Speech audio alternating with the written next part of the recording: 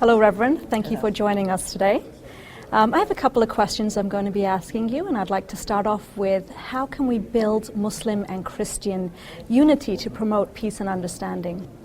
I think it's very simple. I think what we're doing right now is the way to do it. But we can't walk into a room and talk to each other unless we also listen to each other. Find our common roots, find our common ground, and then delight in our diversity. If we really get to know each other, that will be the beginning of peace and justice. Okay, have you studied Islam, and what has struck you as common between the religions of Christianity and Islam?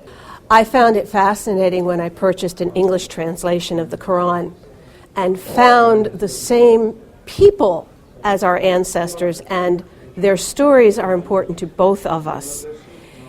But we see them sometimes in different ways. We sometimes interpret what they say and do differently. But it all comes from a common core of, in my faith tradition, what we say, love of God and love of neighbor.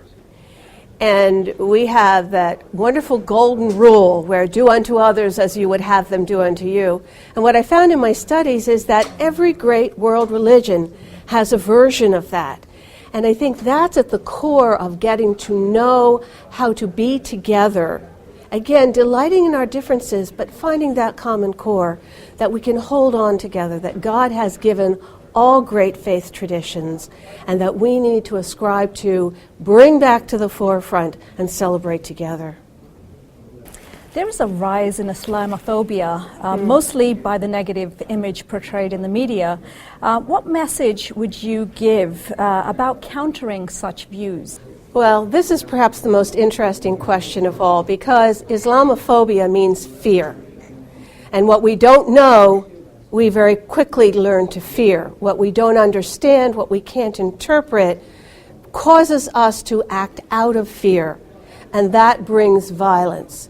So the first thing we have to do is get rid of the phobia.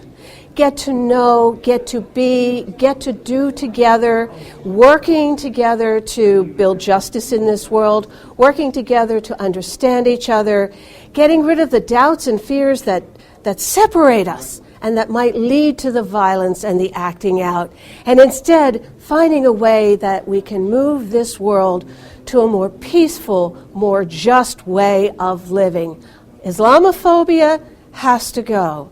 Love of and trust in each other between Christians and Muslims, between Jews and Catholics, between Hindus and Buddhists.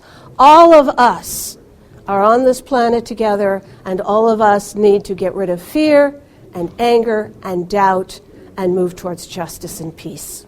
Those are very important messages, but what are the actual practical steps that we as neighbors or friends or colleagues can actually take to make that a reality? That's an excellent question, because too often we speak about wanting to reach out, and sometimes we actually do reach out. But then we go home and we are comfortable and safe and we forget about it. I call that benign ignorance, and that has to stop. We need to speak out against actions that are done in the name of religion, that use violence to perpetrate the power of one group over another. We need to act in legislation. We need to speak against injustices we see and then be activists and advocates for each other. We cannot let a stray homophobic or Islamophobic or anti-Semitic comment go unnoted. We must pull it out, take chances, and sometimes make some trouble in the name of calling injustice, fear, and doubt and hatred by its name, its ugly, ugly name.